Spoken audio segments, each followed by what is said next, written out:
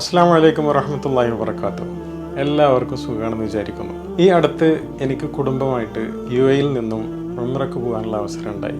അൽഹംദുലില്ലാ, സർവശക്തന് എല്ലാ സ്തുതിയും. നിങ്ങൾക്കറിയാം, എല്ലാവരും ഉംറ കഴിഞ്ഞ് അല്ലെങ്കിൽ ഹജ്ജ് കഴിഞ്ഞ് വരുന്ന സമയത്ത് നമ്മൾ സംസം വെള്ളം കൊണ്ടുവരും. അപ്പോൾ നാട്ടിലേക്ക് പോകുന്ന സമയത്ത് നമുക്കറിയാം ഇത് കൊണ്ടുപോകാൻ സാധിക്കും. എൻ്റെ മകൻ നാട്ടിലേക്ക് 2 ദിവസം മുമ്പ് പോകുന്ന സമയത്ത് ഞാൻ സംസം വെള്ളം മകൻ്റെ കയ്യിൽ കൊടുത്തു വിട്ടു.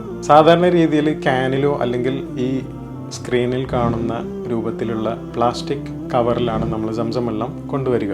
ഇതേ രൂപത്തിലായിരുന്നു ഞാൻ മകൻക്ക് ഇത് കൊടുത്തു വിട്ടത്. പക്ഷേ അബുദാബി എയർപോർട്ടിൽ നിന്നും അതിൻ്റെ അതോറിറ്റി പറഞ്ഞു, ഈ രൂപത്തിൽ ഇത് കൊണ്ടുപോകാൻ സാധിക്കില്ല.